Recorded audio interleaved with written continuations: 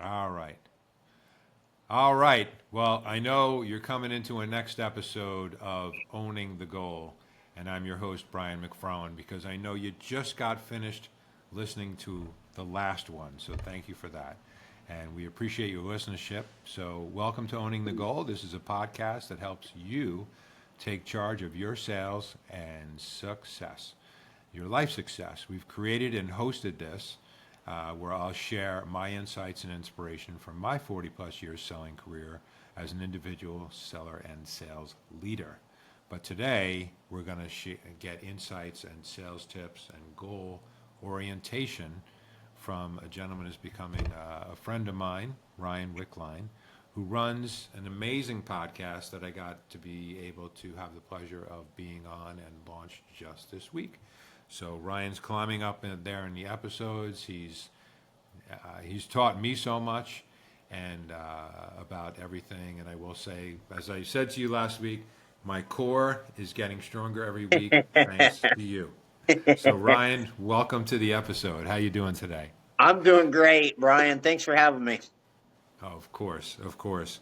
And I found out Ryan, he's really owning his goal today because he showed up. He's been working with the day job, doing other podcasts and all sorts of things. But he got a little bit of coffee in him, and he's showing up and delivering. So thank you for that. Hey, not a problem. I'm trying to get my energy level back up, but I'll try. You'll Do my you, you'll best. you'll succeed. So anyway, Ryan, I know I've been eager to have you on the show because I know I've learned so much from you already. I know our listeners are going to learn so much. But I want to, now we're flipping the mic because you are always interviewing so many people. And what I'd love to just hand over to you is tell us who's Ryan Wickline, how'd you get started in this, whole sort of world, and just give us, a bit about your story. Well, that's kind of a loaded question, Brian. So, first off, like, I'm a child of God. First and foremost, I am everything I am because of God's grace and mercy in my life. But the real simple question, I'm a mindset coach, podcaster, speaker, and went back to coaching wrestling recently again. So that's about sums up everything that I do. But And wow, that's a lot of things. So what's your favorite of those things to do right now?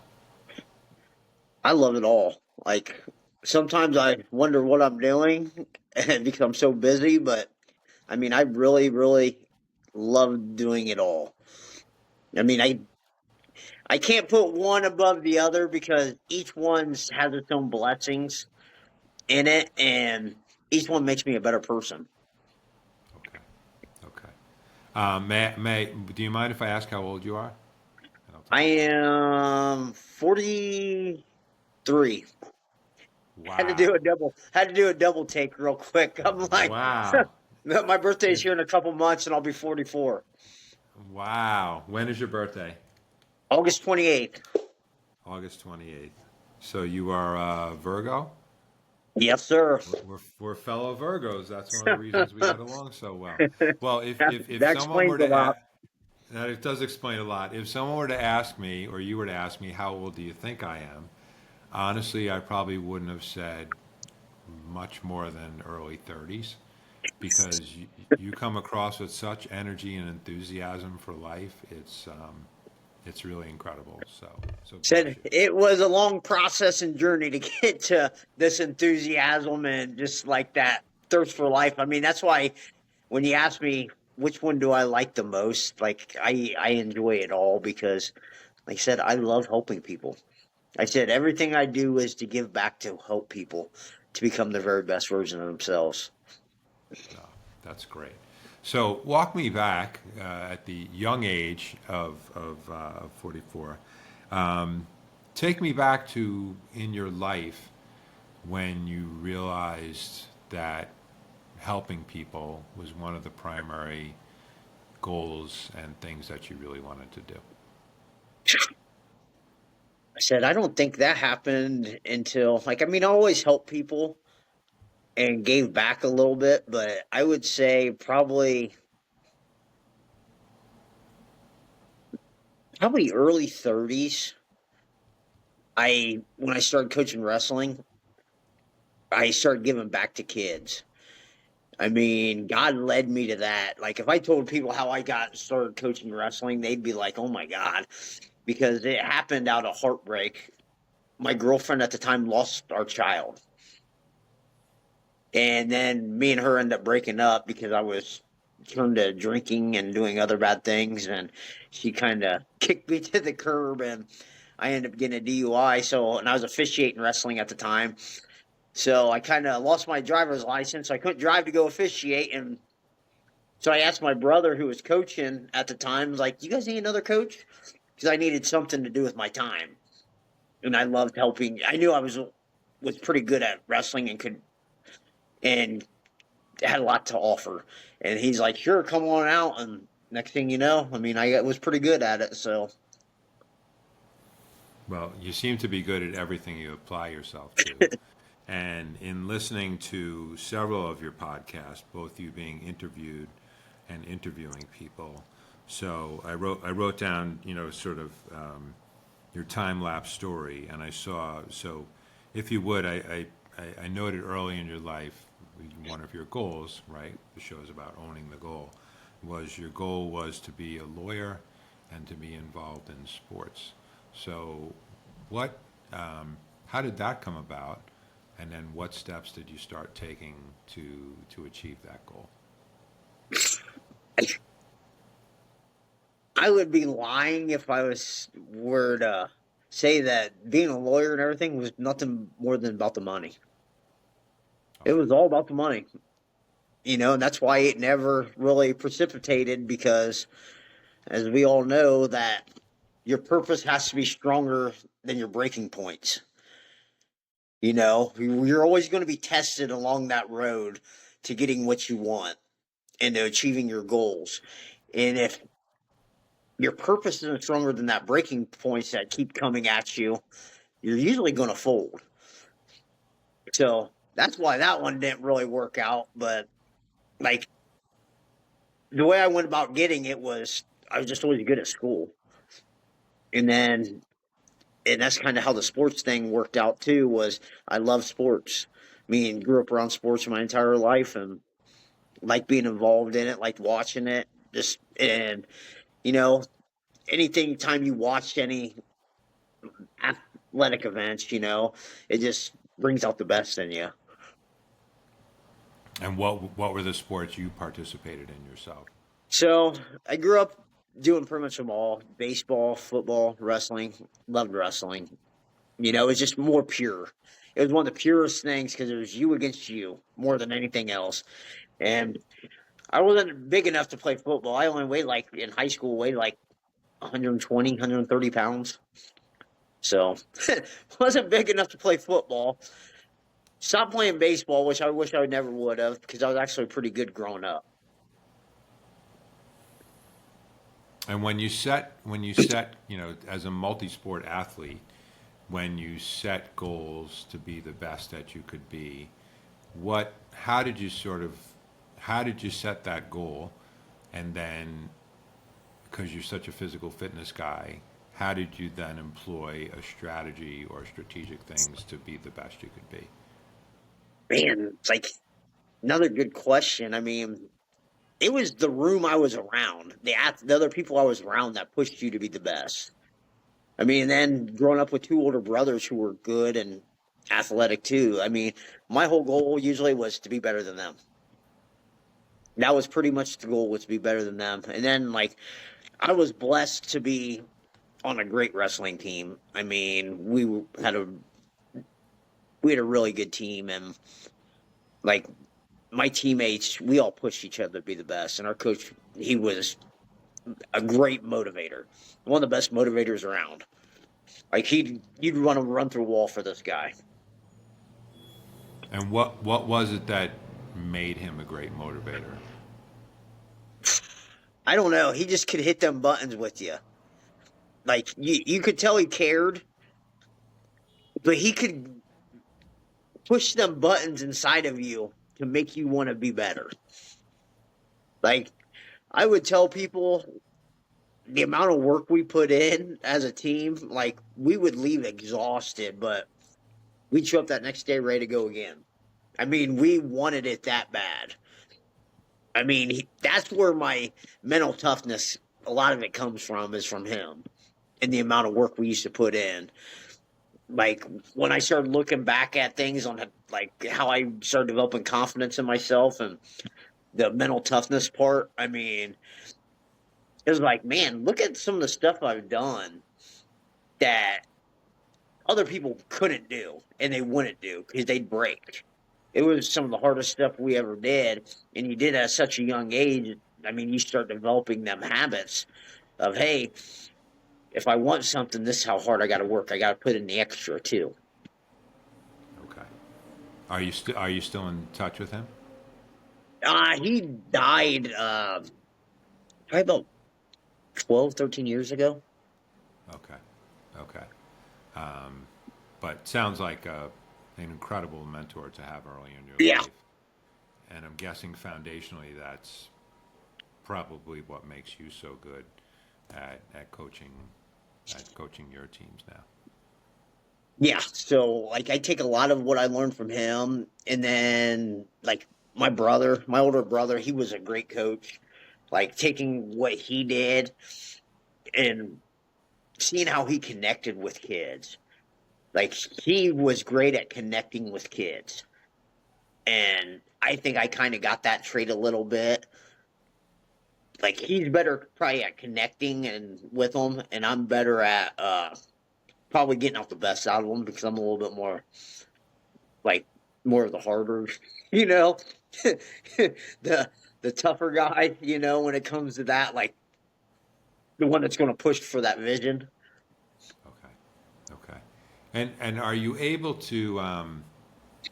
I don't know. I think we may have touched on this and whatnot, but there's a great book I often reference in these episodes called Strength Finder, and if you haven't read the book, I mean it's somewhat of a all life book, but the point of it is many coaches, bosses, managers, people in relationships, the best ones they find in their person they're working with their strengths. Of course, we all have strengths and weaknesses, and they focus on those strengths.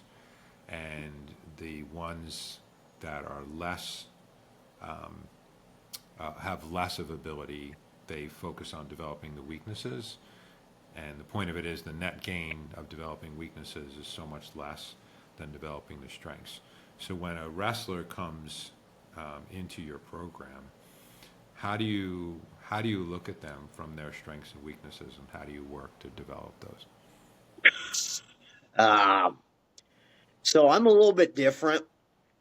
So I look and see, like, I'll work with anybody and help anybody out, but there's a select few who can make it through with me because they have such a high standard. And what I tell people is, if you don't want to win, like, you're going to waste my time.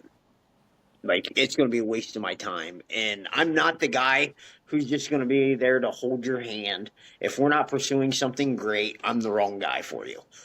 Because I'm so busy with everything else in my life that I don't see the value, or I know God didn't save me from where I was to just be average, you know? So I'll help anybody out, but you got to be willing to put the work in with me.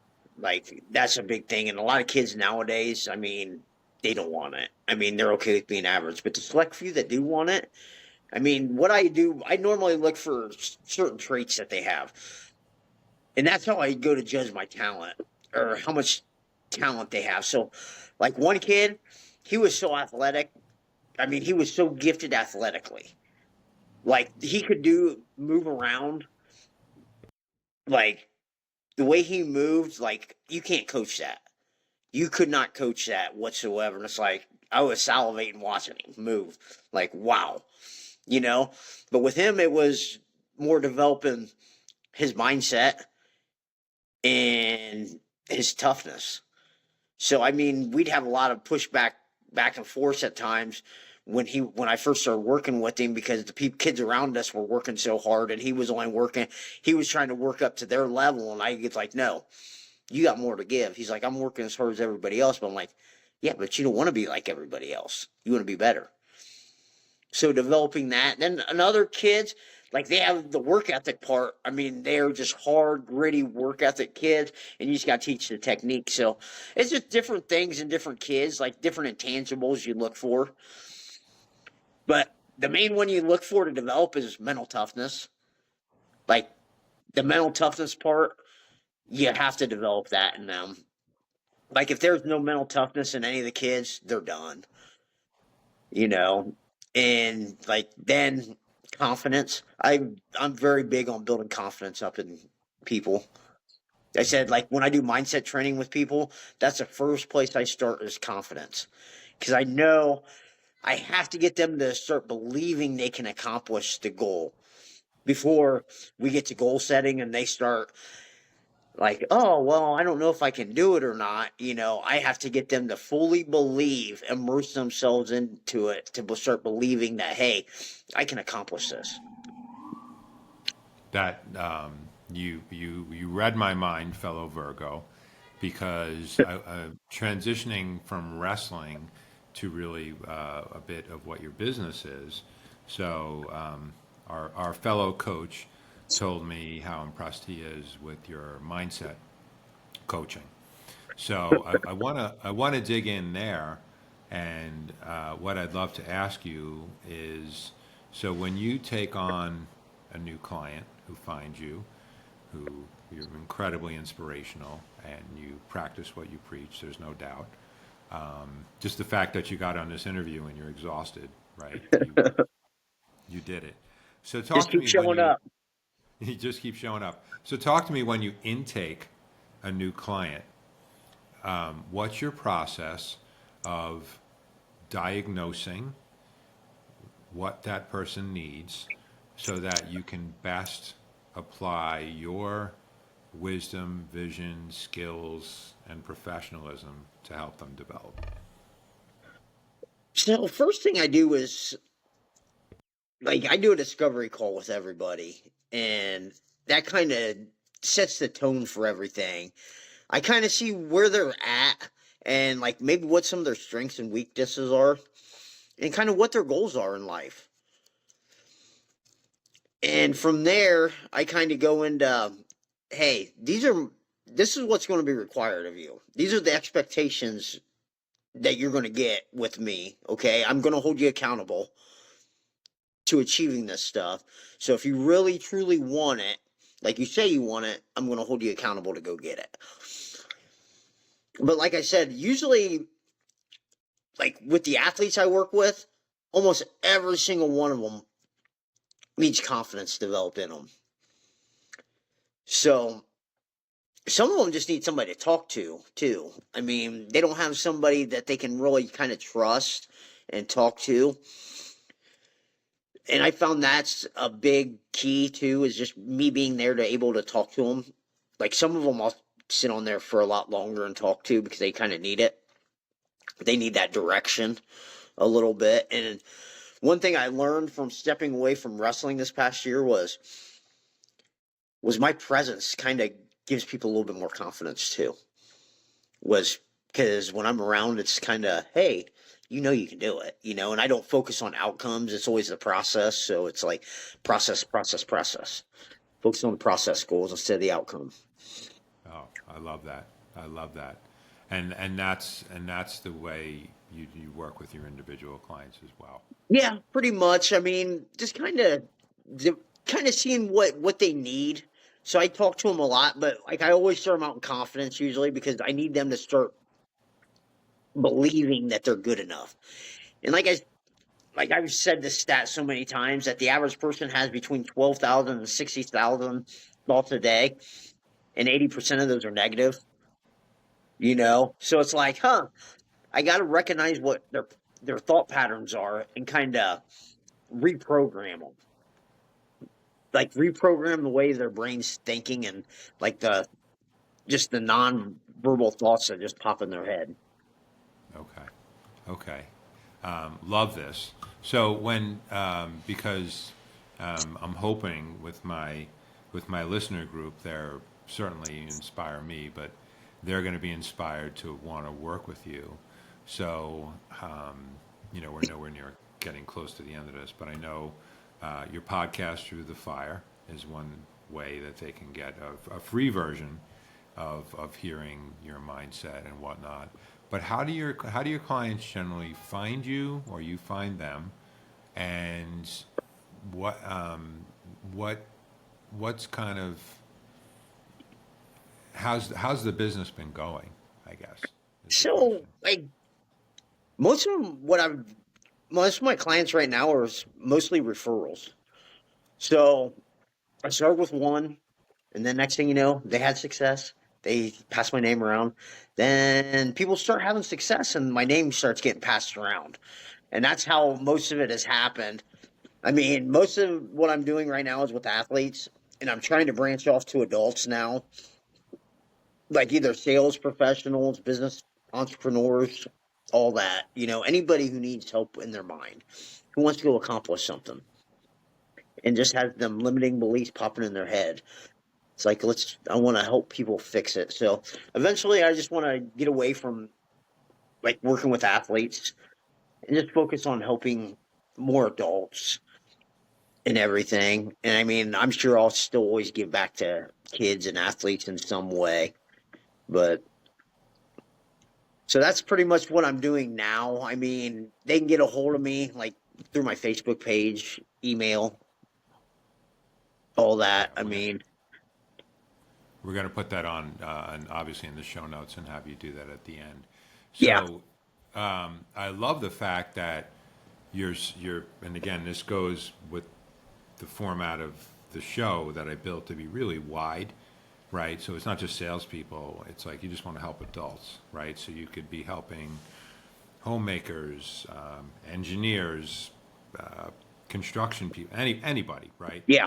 Everybody needs some help with their confidence and fitness. So what do you when you say you take a client on and then that client finds success with you, so then they refer. So how do you, there's a thing SMART goals. I forget what the SMART stands for, but one of the keys is always measurable. So how, when you take on a client, how is it measurable that you two determine, hey, this is really working, and this relationship is successful.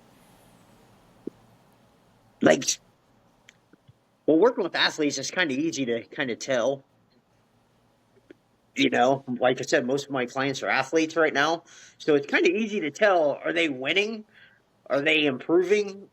Are they like are they like jumping levels compared to everybody else around them?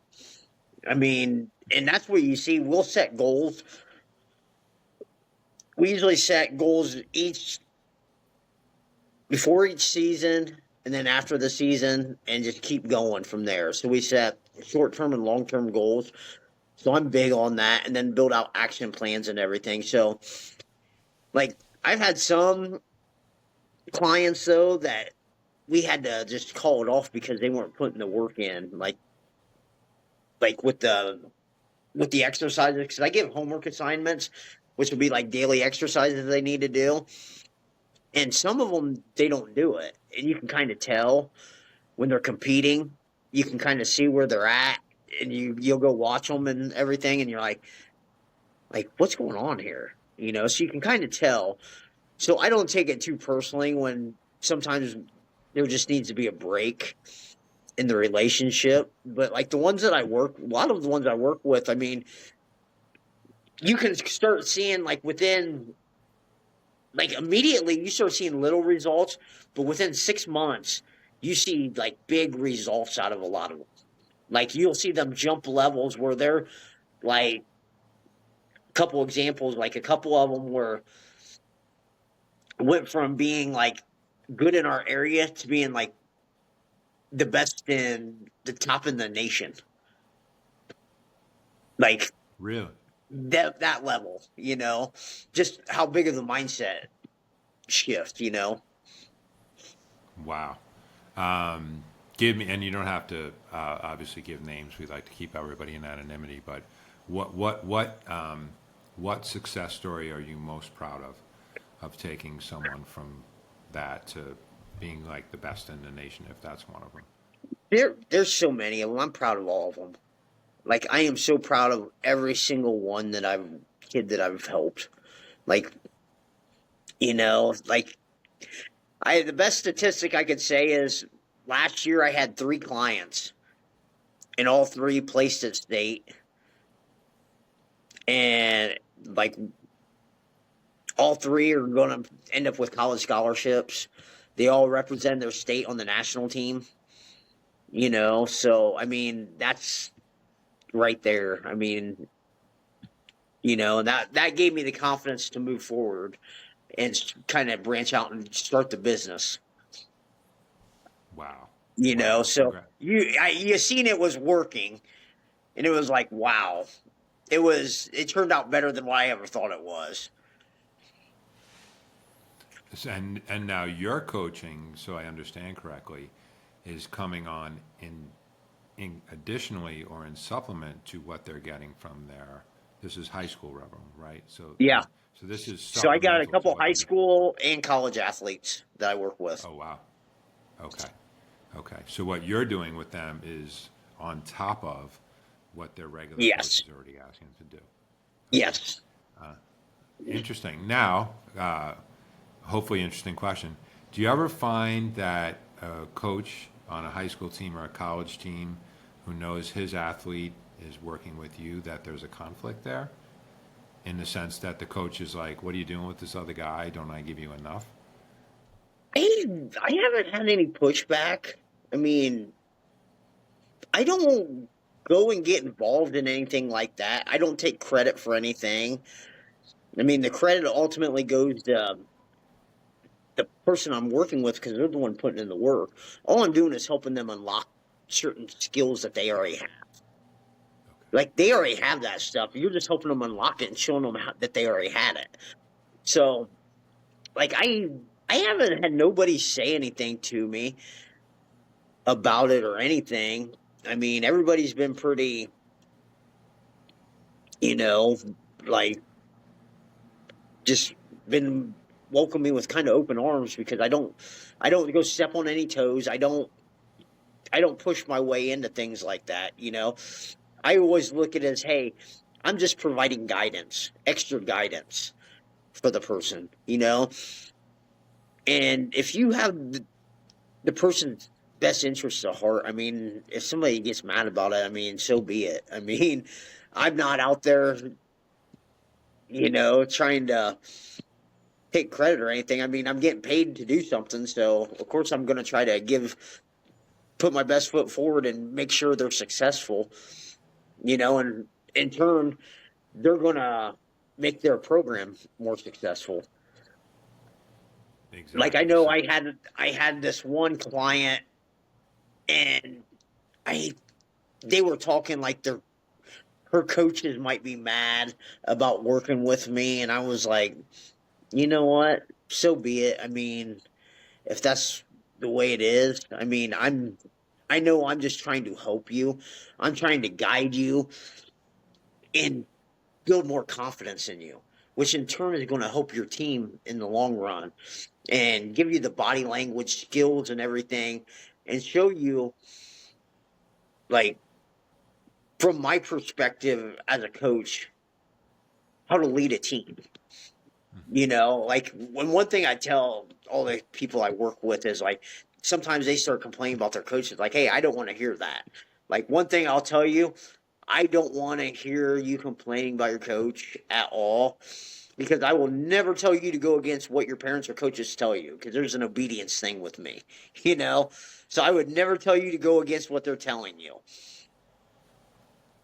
Especially as a coach myself, it would be like counterintuitive. Like, hey, don't listen to what they're saying.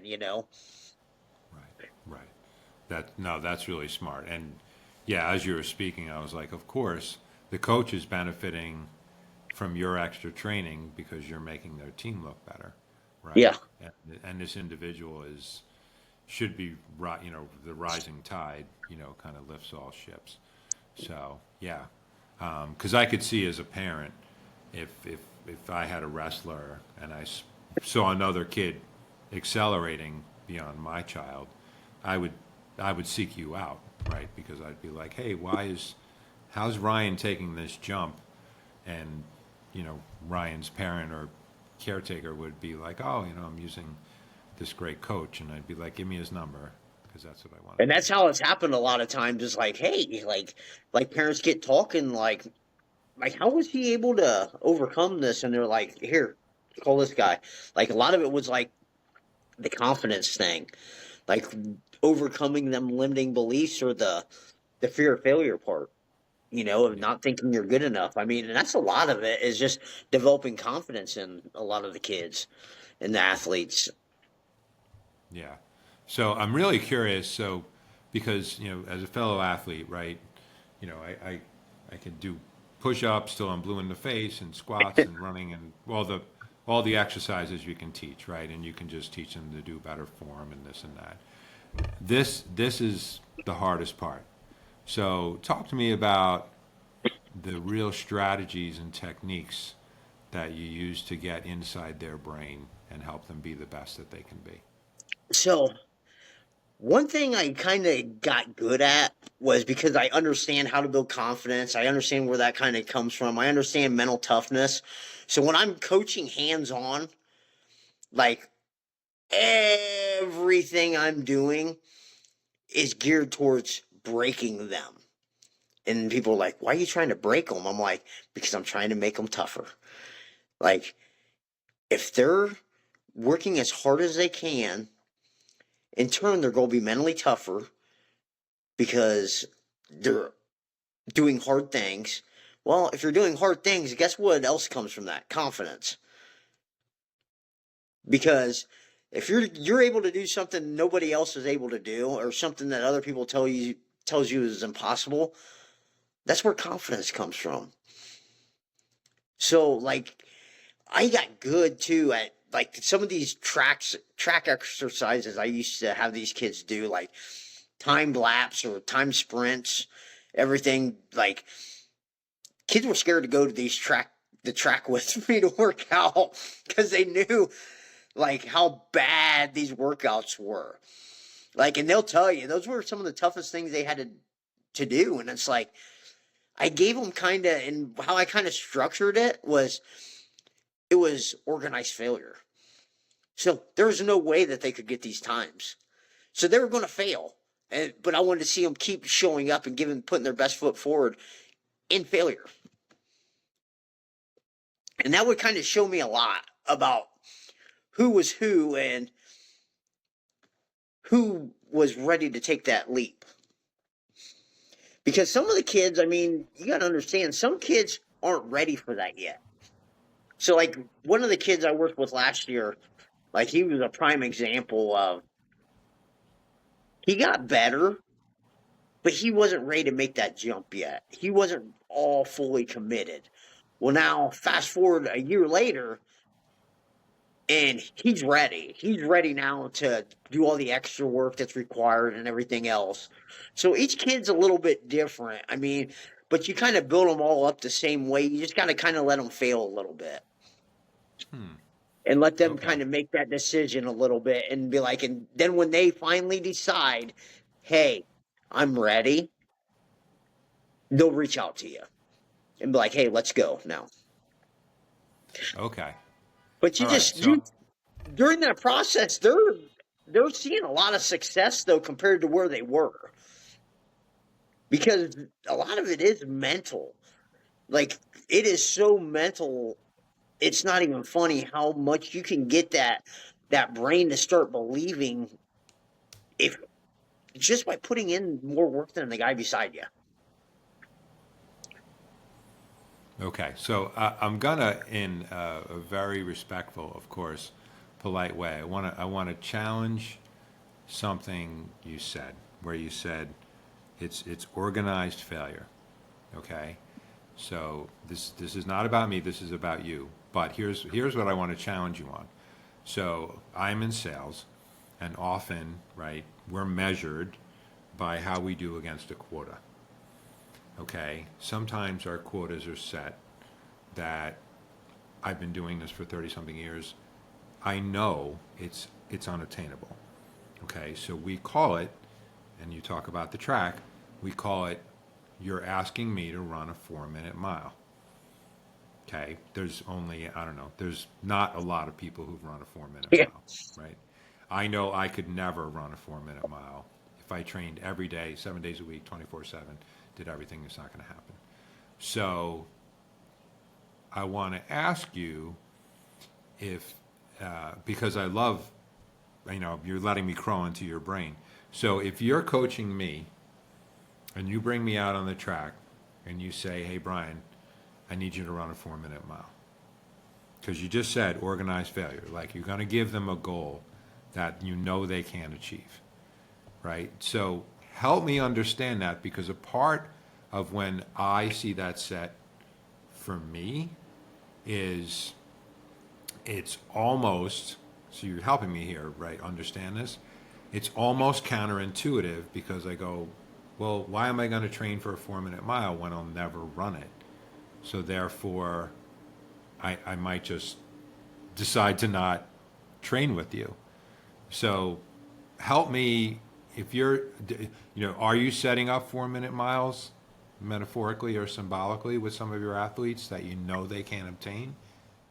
Well, the reason why I do it is I want to see how mentally tough they are. I mean, will they keep showing up?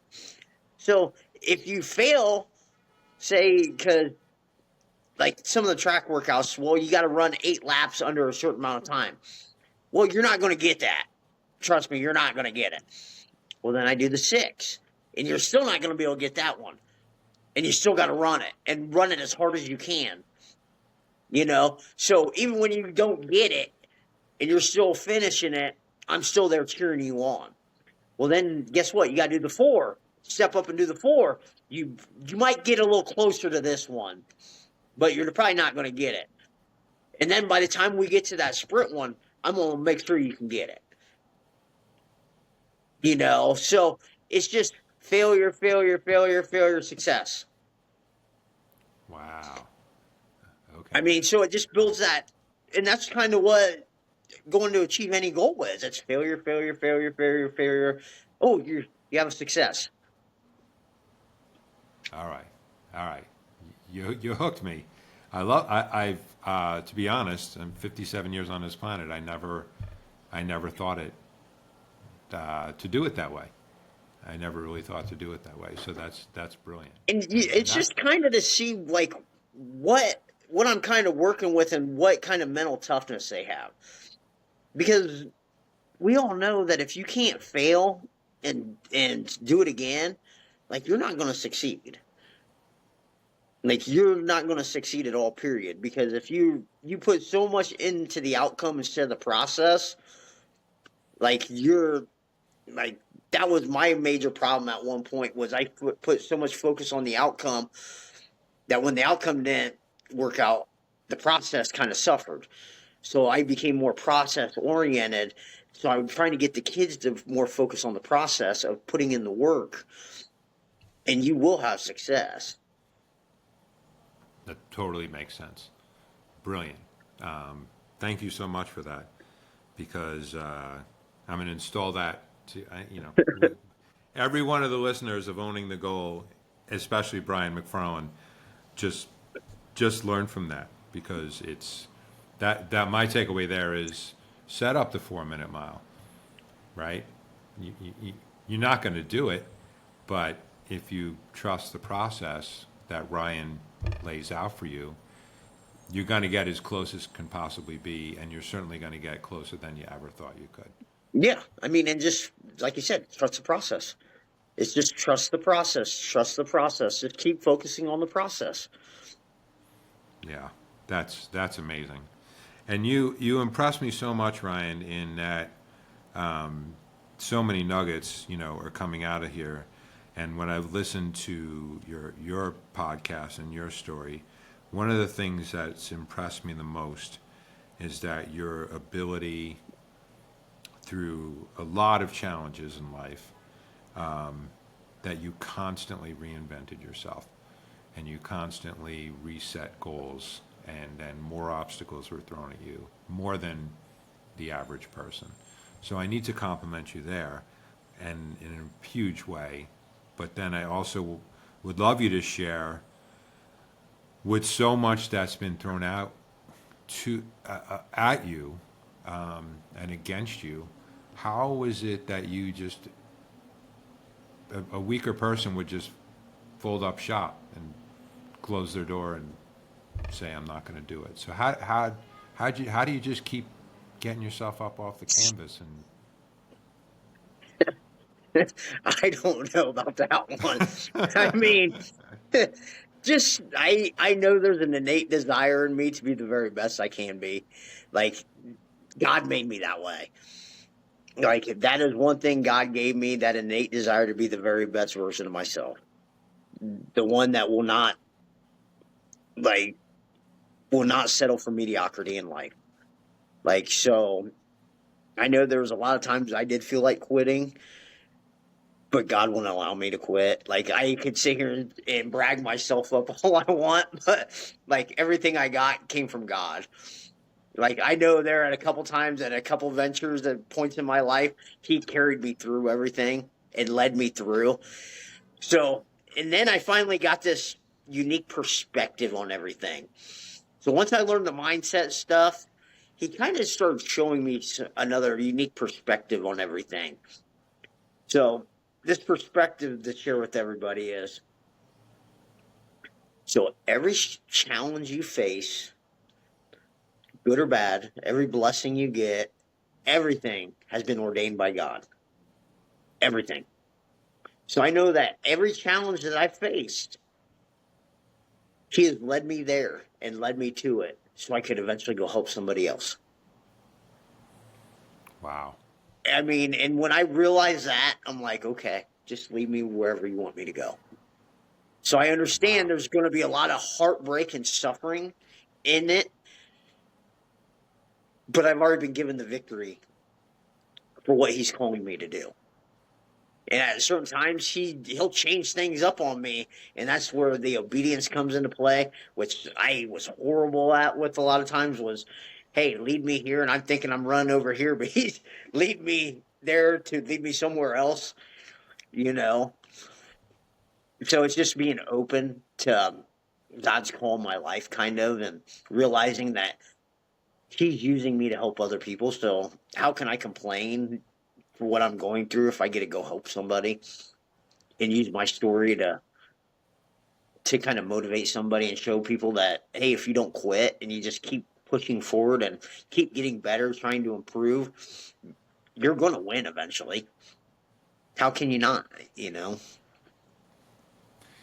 Well, that's, you know, you don't, I think a lot of people maybe they don't have that power, and that's, you know, I can feel it since the first time I've interacted with you, even just online, about how you just never quit, and you know, from the challenges you faced, you know, with school, and you're on the dean's list and you're about to graduate, and things happen, and then you have to start all over again. Like I was like, oh my gosh, you know, the story with your girlfriend, a friend of yours who became very ill.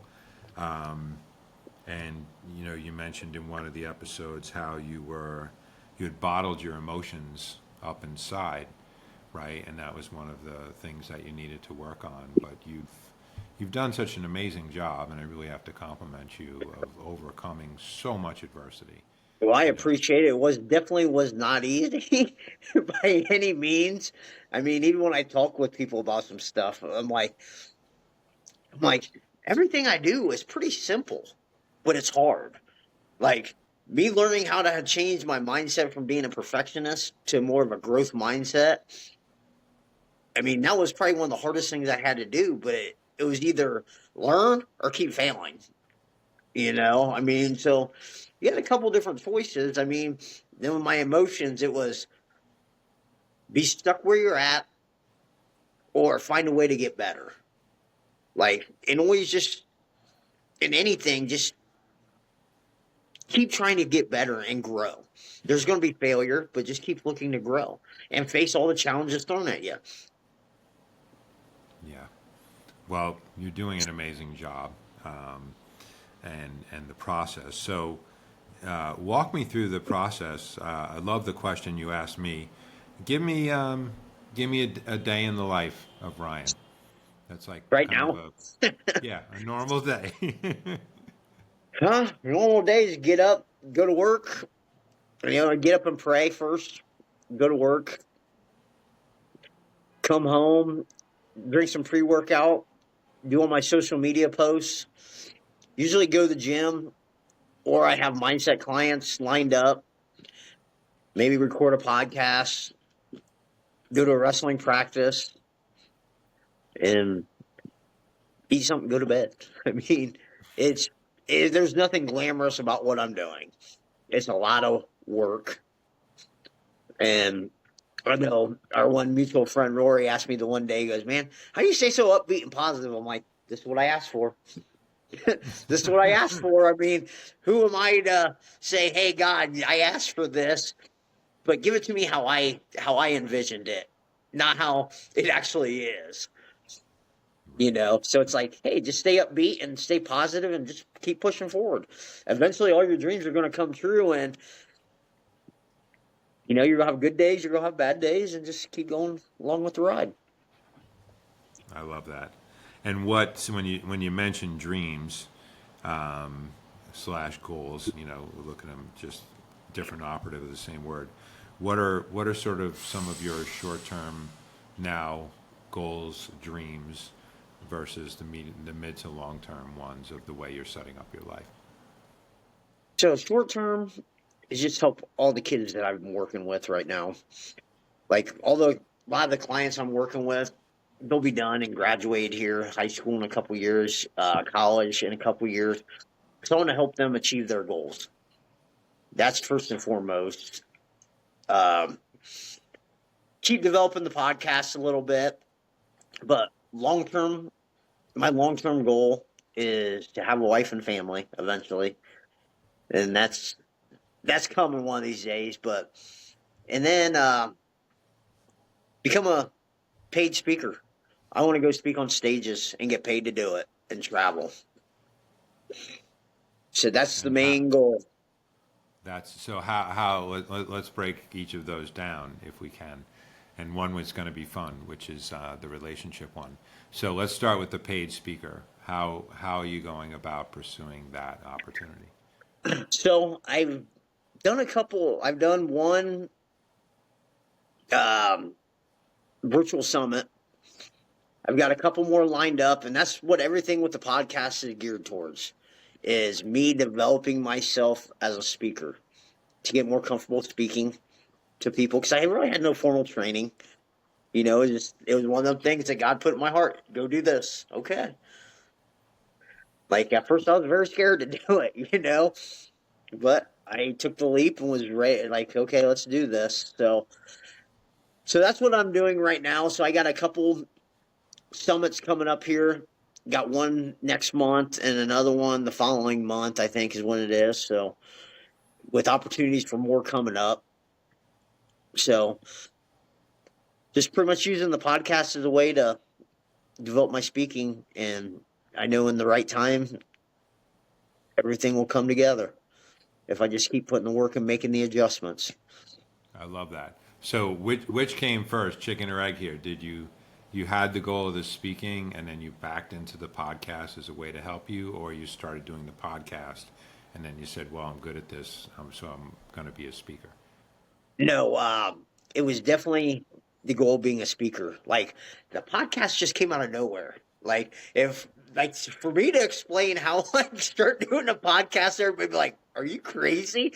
So this is how it happened. I signed up to do a virtual summit. So these guys kept reaching out to me trying to upsell me. So originally they were trying to get me on TV radio, but I'm not ready to go on TV and radio yet, Like, and I didn't have the money. laying around to keep doing the monthly investment on it. So I'm like, no, now's not the right time. Let me get everything else up and running. Well, about 2 months later, a guy reached out to me. He's like, "Hey, you want to do a podcast?" He's like,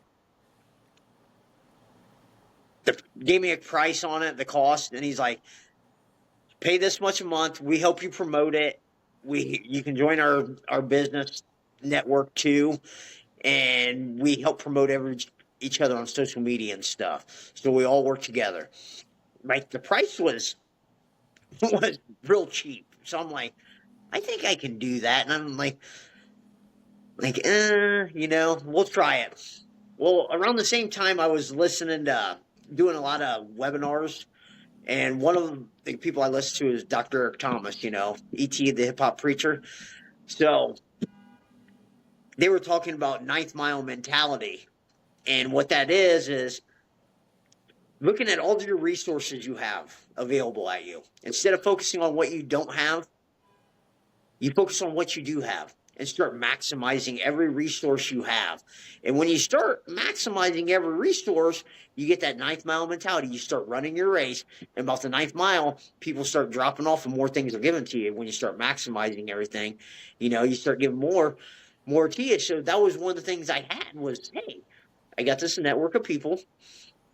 I got this podcast. I don't know how I'm going to do this or anything, but I'm going to take the steps forward to kind of do it. And lo and behold, I was taking steps, building my brand and everything, my brand awareness on social media. And an old friend of ours reached out to me, was like, I feel like I'm supposed to help you, because I did a podcast episode on his. His was one of the first episodes I did on talking about my story of recovery and everything and how God saved me.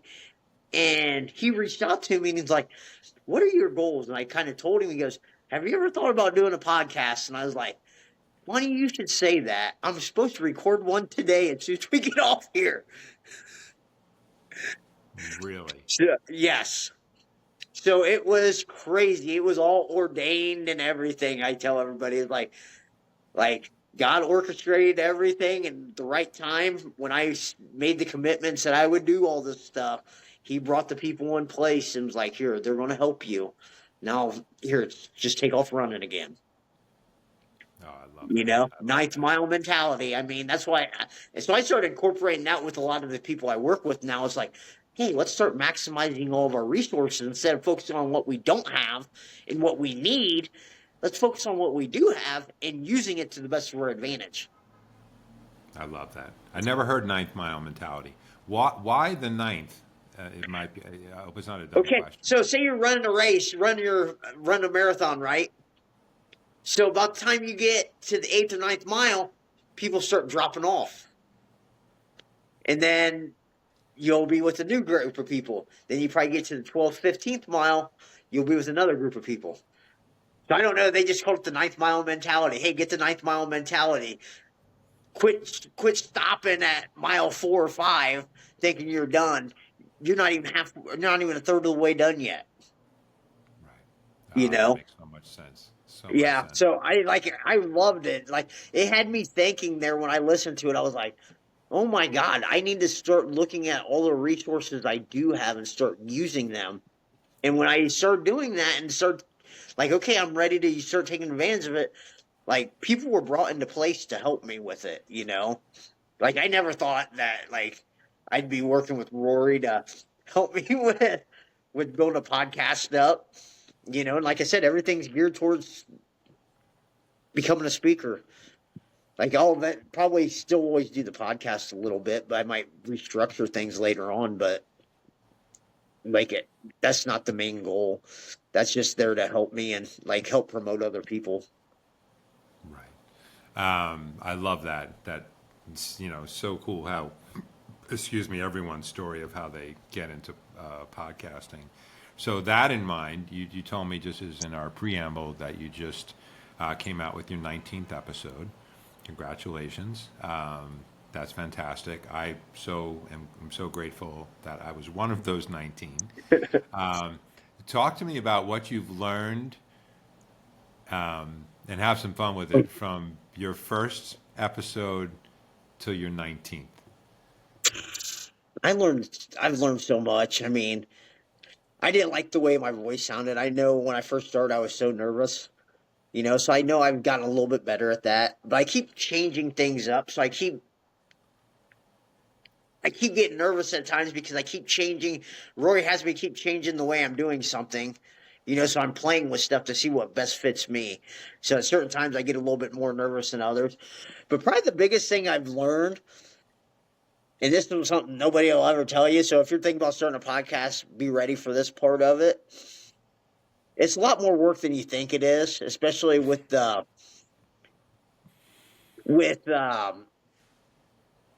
like looking at to do interviews with people, the amount of work it takes to listen to get good questions and kind of hear their story and just preparing for a guest, that is so hard to do.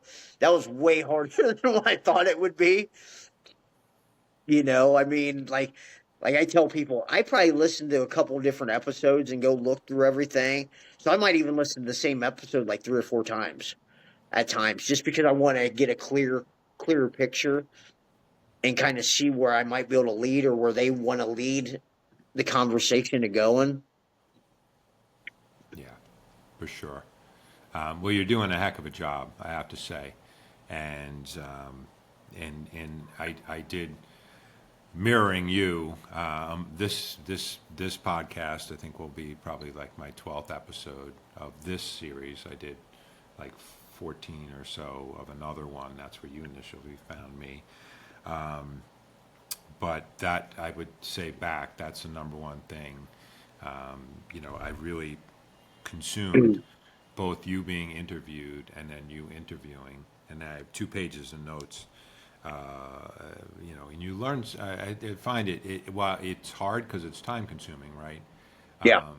But to get to know your guest is we're both into people so much. It's so enlightening and empowering because at least what I found is, man, everybody's got a story.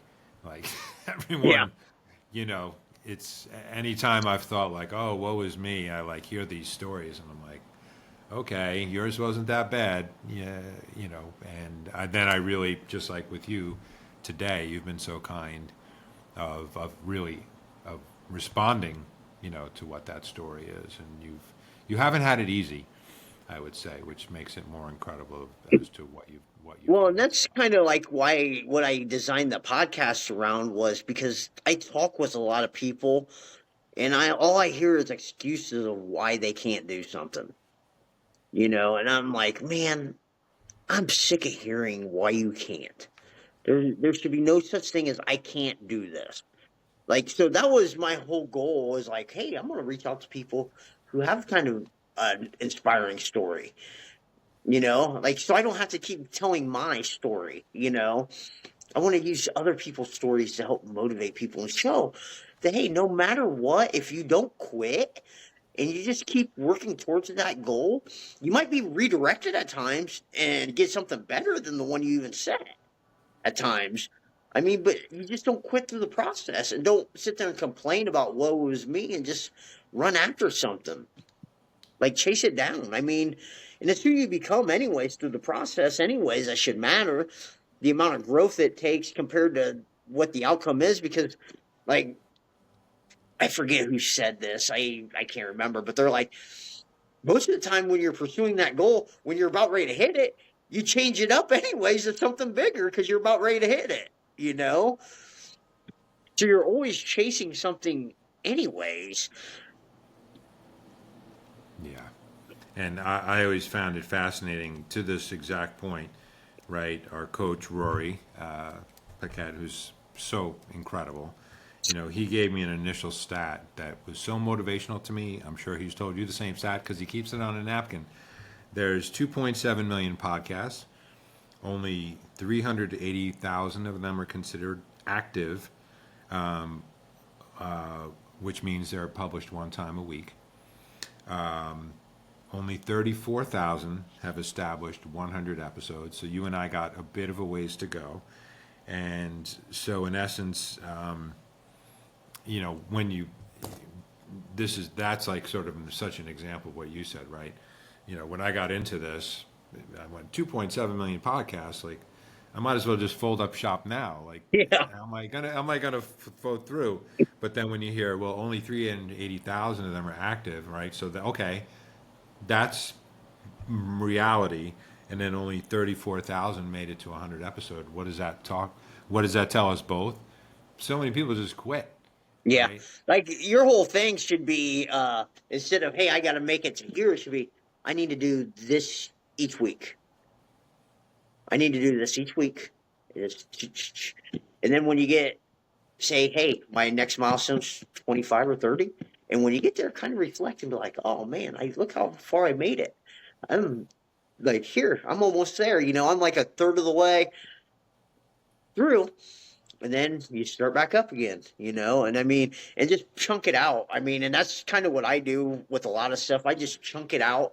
I know when I was getting sober, that's really what I did was I chunked down things. So it just be focused on the process, and then you'd hit a little milestone, and you'd celebrate that little win, and just celebrate the little wins in life, and then after that day you celebrate that little win, you're right back to work in the process again until you get to the next one.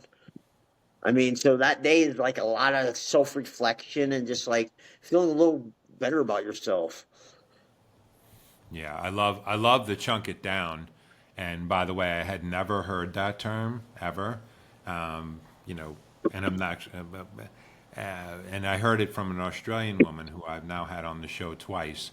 And I guess it's a big phrase in Australia. Oh, is Where it? they say chunk it down. And she's walking across the country to raise awareness. I should connect you two. Actually, she would be a great guest on your show, to be honest with you, because Yeah, shoot her over. Send me the I, information. I'll talk to I her. will. Yeah, because she's in Mississippi right now, and she talk about walking through the fire, and that's going to be one of my last questions. Is how Yeah. did you come up with the title? But she's walking across the country to raise awareness for mental fitness, because her husband took his own life Wow. many years ago when she had little children, and she's changing instead of calling it mental health to changing it to mental fitness. So very much in your mindset of like you need to exercise the brain, Yeah. right? So I asked her like, how do you're walking across this country, like there's no wheels going on, you're walking. How do you do that? And she just said, I chunk it down, just 1 mile at a time, one day at a time, Yeah, and that's all you focus So on is that day and that time and that process. If you just start focusing on that process, because if you start looking, oh, I got to get to here, your mind's gonna be like, how do I do it? How do I do it? How do I do it? Like, and when you simplify everything, it just gets a little bit easier. yeah, I love that. Ryan, you've given me and our listeners, I mean, in my show notes and when I do the episode description, there's about 50 quotes here that I'm going to put into my own coaching practice for young people as well. How did one of my last questions until you tell people how to get in touch with you? How'd you name the podcast? Well, I just named it after my business. I mean,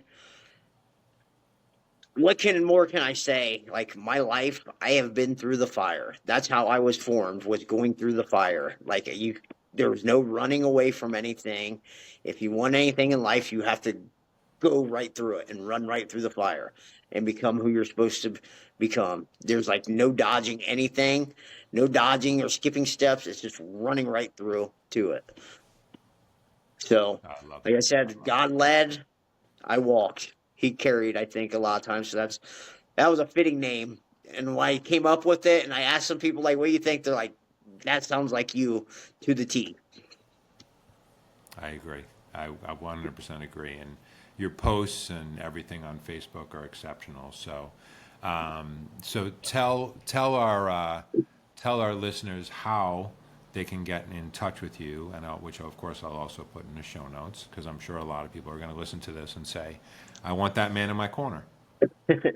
So I'm on Facebook.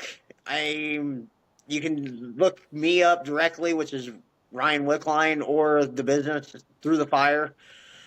You can email me through the fire81 at gmail.com, or get a hold of me on LinkedIn at Ryan Wickline. I'm on all of them. So like I'm trying to build up my brand awareness and build up my brand. So I'm posting regularly on all that stuff. That's great. That's great. And the last question, because our listeners are, they have the muscle memory to know that this is the last question we always ask. So if you had to, I mean, you've just brought up so many things for which I'm so grateful. If you had to have a brief conversation with a prospective client, or some of these listeners that I hope are prospective clients for you, it's we always ask, like, what's the one kind of biggest takeaway that you would want people to walk away from in a conversation with you? Probably the one thing I'd want everybody to understand is that you can accomplish anything you want to in life. That it's that simple. You can accomplish anything you want to in life if you're willing to put the work in to go get it. I mean, that's what I want everybody who talks to me to understand is, hey, you have permission to go chase down what you want in life. Don't let anybody hold you back. Life's short. Do what you love. I love that. I love that. Well, what a fitting and special way to close up the episode. I didn't get that you were tired at all. Yeah, I'm So great. usually ramped up a little bit more, but I'm very, very high strung at times. So, yeah, today I'm kind of running on E. My brain's kind of functioning kind of a little bit slower too. So, So any of our listeners, if you can imagine, this is the toned down version of yeah, Ryan. So if you hire him, or you're fortunate enough to start working with him, you'll even get him more juiced up. But the person that I'm talking to is perfectly representative of somebody who, I would want to be my coach and trainer and have in my corner. So that being said, Ryan, thank you so much for sharing yourself with us today. I truly appreciate it. hey, thank you for having me. Oh, please. Our pleasure. And thanks for sharing all the wisdom and great insights that you've given, all these nuggets for free. And as I always say, you say a very similar thing too. If someone out there listening, whether, even one person benefits from the content that we produced here, then we'll really have done our job of giving back to this planet, which has given so much to each of us. So Yes. that being said, thank you so much, listeners. Thank you, Ryan, for tuning in at another episode of Owning the Goal. And we'll see you in a future one. I'm sure you'll roll right into the next one as we talk. And with that, but stay on the line. We'll talk to you right after, Ryan. We thank everyone. So thank you again, Ryan. Thank you.